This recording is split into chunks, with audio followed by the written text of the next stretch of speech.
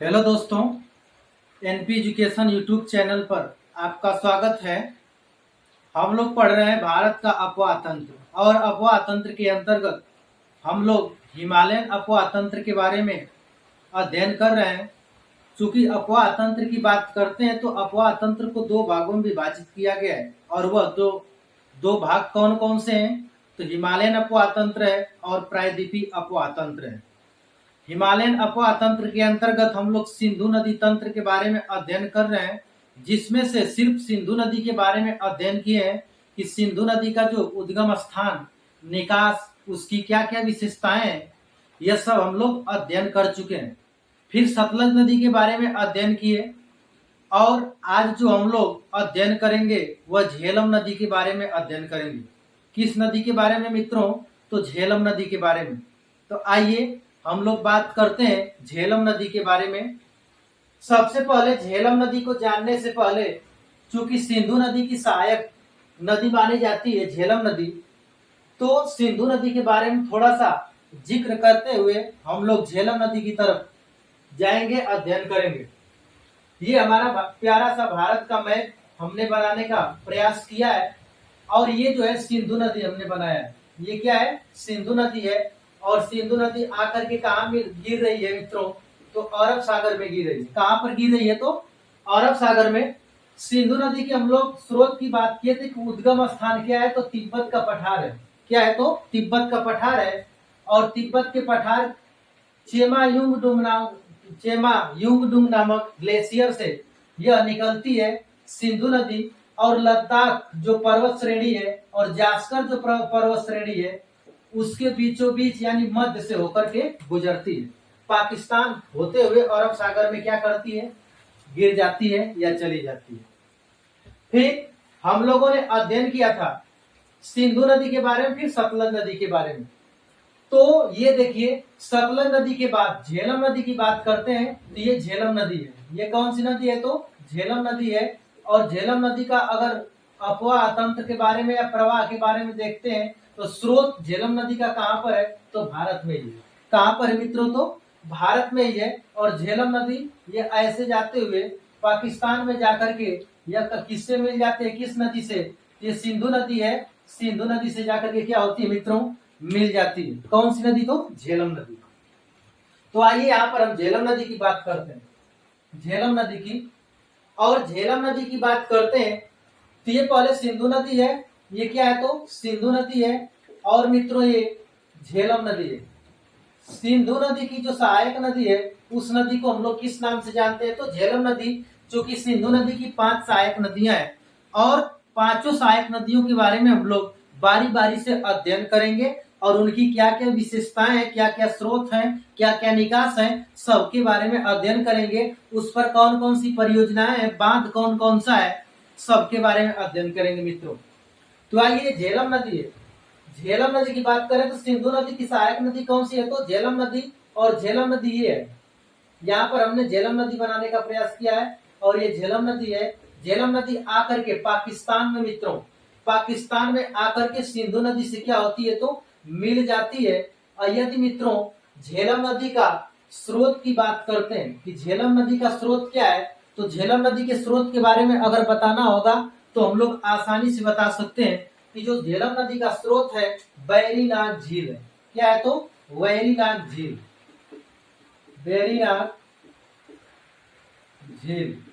और बैरीनाग झील जो है मित्रों यह कहाँ पड़ता है? तो शेषनाग पर्वत के समीप।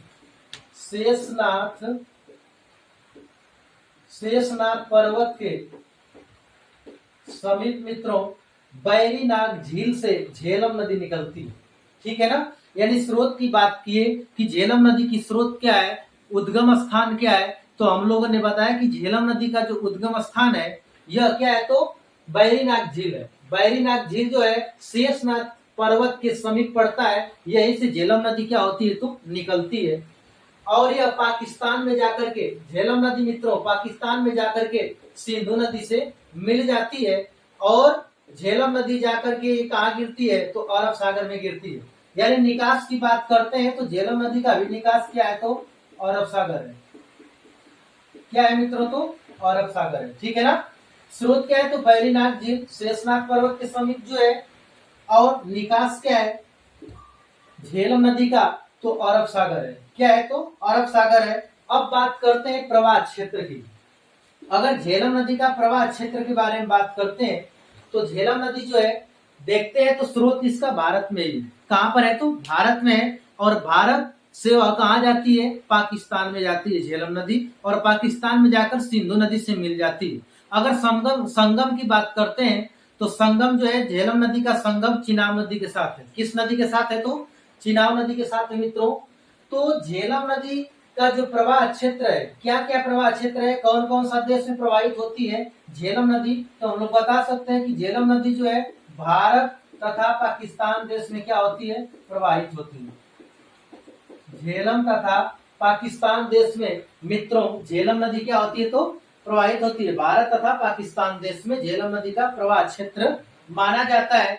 और झेलम नदी जो है श्रीनगर, बुलर, बारामूला में क्या होती है प्रवाहित होती है। ठीक है ना, श्रीनगर, बारामूला, ठीक है, यहाँ पर क्या होती है मित्रों प्रवाहित होती है झेलम नदी। अब बात करते हैं, यहाँ पर देखिए हमने लिखा है कि यह नदी यानी झेलम नदी बारामूला के समीप ही, बारामूला के समीप ही पाकिस्तान में प्रवेश करती है। ठीक है ना, बारामूला के समीप ही क्या करती है मित्रों पाकिस्तान में प्रवेश करती है झेलम नदी। ठीक है ना।